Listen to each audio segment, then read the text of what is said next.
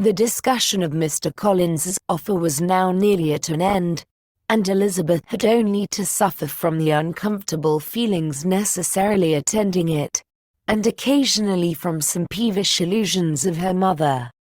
As for the gentleman himself, his feelings were chiefly expressed, not by embarrassment or dejection, or by trying to avoid her, but by stiffness of manner and resentful silence. He scarcely ever spoke to her, and the assiduous attentions which he had been so sensible of himself were transferred for the rest of the day to Miss Lucas, whose civility in listening to him was a seasonable relief to them all, and especially to her friend. The morrow produced no abatement of Mrs. Bennet's ill humour or ill health. Mr. Collins was also in the same state of angry pride. Elizabeth had hoped that his resentment might shorten his visit, but his plan did not appear in the least affected by it. He was always to have gone on Saturday, and to Saturday he meant to stay. After breakfast, the girls walked to Meryton to inquire if Mr. Wickham were returned, and to lament over his absence from the Netherfield ball. He joined them on their entering the town, and attended them to their aunt's, where his regret and vexation, and the concern of everybody, was well talked over. To Elizabeth, however, he voluntarily acknowledged that the necessity of his absence had been self-imposed. "I found," said he, as the time drew near, "that I had better not meet Mr. Darcy, that to be in the same room, the same party with him for so many hours together, might be more than I could bear, and that scenes might arise unpleasant to more than myself." She highly approved his forbearance, and they had leisure for a full discussion of it, and for all the commendation which they civilly bestowed on each other, as Wickham and another officer walked back with them to Longbourn. And during the walk he particularly attended to her. His accompanying them was a double advantage. She felt all the compliment it offered to herself, and it was most acceptable as an occasion of introducing him to her father and mother. Soon after their return, a letter was delivered to Miss Bennet. It came from Netherfield. The envelope contained a sheet of elegant, little, hot-pressed paper, well covered with a lady's fair, flowing hand, and Elizabeth saw her sister's countenance change as she read it, and saw her dwelling intently on some particular passages. Jane recollected herself soon, and putting the letter away, tried to join with her usual cheerfulness in the general conversation, but Elizabeth felt an anxiety on the subject which drew off her attention even from Wickham. And no sooner had he and his companion taken leave, than a glance from Jane invited her to follow her upstairs. When they had gained their own room, Jane, taking out the letter, said, "This is from Caroline Bingley. What it contains has surprised me a good deal. The whole party have left Netherfield by this time, and are on their way to town, and without any intention of coming back again. You shall hear what she says." She then read the first sentence aloud, which comprised the information of their having just resolved to follow their brother to town directly, and of their meaning to dine in Grosvenor Street, where Mr. Hurst had a house. The next was in these words: "I do not pretend to regret anything I shall leave in Hertfordshire, except your society, my dearest friend, but we will hope, at some future period, to enjoy many returns of that delightful intercourse we have known, and in the meanwhile may lessen the pain of separation by a very frequent and most unreserved correspondence. I depend on you for that." To these high-flown expressions Elizabeth listened with all the insensibility of distrust, and though the suddenness of their removal surprised her, she saw nothing in it really to lament. It was not to be supposed that their absence from Netherfield would prevent Mr. Bingley's being there, And as to the loss of the society, she was persuaded that Jane must cease to regard it in the enjoyment of his. It is unlucky, said she after a short pause, that you should not be able to see your friends before they leave the country. But may we not hope that the period of future happiness to which Miss Bingley looks forward may arrive earlier than she is aware, and that the delightful intercourse you have known as friends will be renewed with yet greater satisfaction as sisters.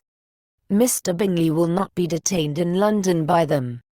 Caroline decidedly says that none of the party will return into Hertfordshire this winter. I will read it to you. When my brother left us yesterday, he imagined that the business which took him to London might be concluded in 3 or 4 days, but as we are certain it cannot be so, and at the same time convinced that when Charles gets to town he will be in no hurry to leave it again, we have determined on following him thither, that he may not be obliged to spend his vacant hours in a comfortless hotel. Many of my acquaintances are already there for the winter. I wish that I could hear that you, my dearest friend, had any intention of making one of the crowd, but of that I despair. I sincerely hope your Christmas in Hertfordshire may abound in the gaieties which that season generally brings, and that your beaux will be so numerous as to prevent your feeling the loss of the 3 of whom we shall deprive you. It is evident by this, added Jane, that he comes back no more this winter.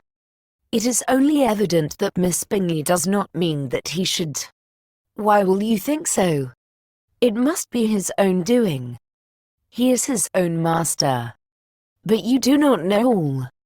I will read you the passage which particularly hurts me. I will have no reserves from you. Mr. Darcy is impatient to see his sister, and, to confess the truth, we are scarcely less eager to meet her again.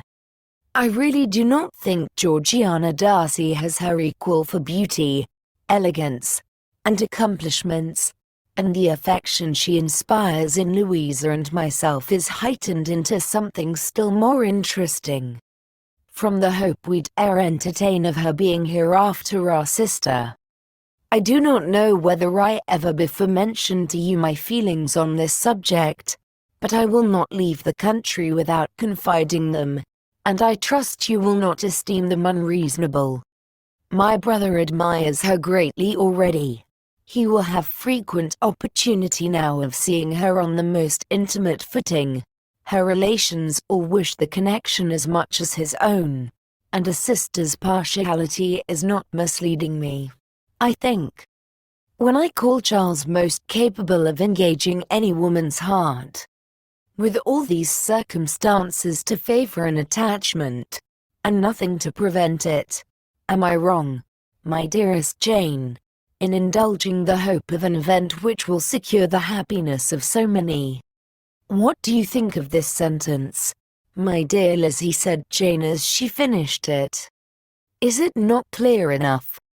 Does it not expressly declare that Caroline neither expects nor wishes me to be her sister, that she is perfectly convinced of her brother's indifference, and that if she suspects the nature of my feelings for him, she means, most kindly, to put me on my guard?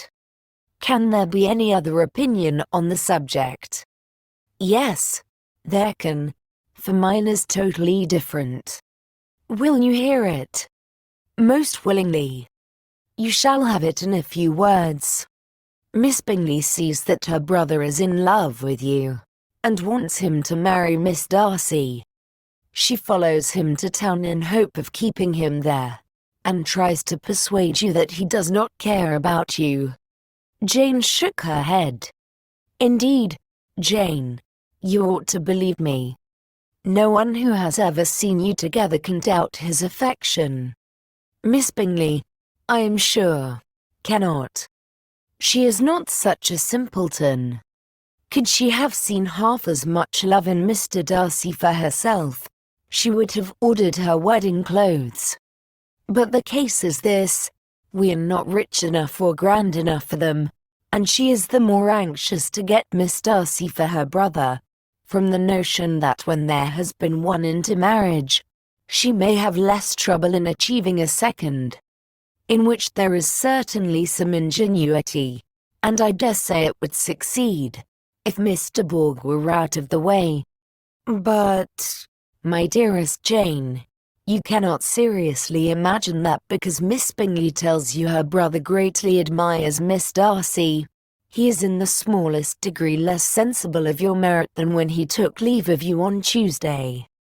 Or that it will be in her power to persuade him that, instead of being in love with you, he is very much in love with her friend.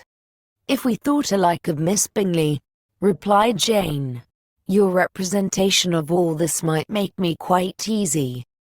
But I know the foundation is unjust. Caroline is incapable of wilfully deceiving anyone, and all that I can hope in this case is that she is deceiving herself. That is right. You could not have started a more happy idea, since you will not take comfort in mine. Believe her to be deceived, by all means. You have now done your duty by her, and must fret no longer. But, my dear sister, can I be happy, even supposing the best, in accepting a man whose sisters and friends are all wishing him to marry elsewhere? You must decide for yourself, said Elizabeth, and if, upon mature deliberation, you find that the misery of disobliging his two sisters is more than equivalent to the happiness of being his wife, I advise you by all means to refuse him. How can you talk so? Said Jane, faintly smiling. You must know that though I should be exceedingly grieved at their disapprobation, I could not hesitate. I did not think you would, and that being the case, I cannot consider your situation with much compassion. But if he returns no more this winter, my choice will never be required. 1,000 things may arise in 6 months. The idea of his returning no more Elizabeth treated with the utmost contempt. It appeared to her merely the suggestion of Caroline's interested wishes, and she could not for a moment suppose that those wishes, however openly or artfully spoken, could influence a young man so totally independent of everyone. She represented to her sister as forcibly as possible what she felt on the subject, and had soon the pleasure of seeing its happy effect. Jane's temper was not desponding, and she was gradually led to hope, though the diffidence of affection sometimes overcame the hope, that Bingley would return to Netherfield and answer every wish of her heart. They agreed that Mrs. Bennet should only hear of the departure of the family, without being alarmed on the score of the gentleman's conduct, but even this partial communication gave her a great deal of concern, and she bewailed it as exceedingly unlucky that the ladies should happen to go away just as they were all getting so intimate together.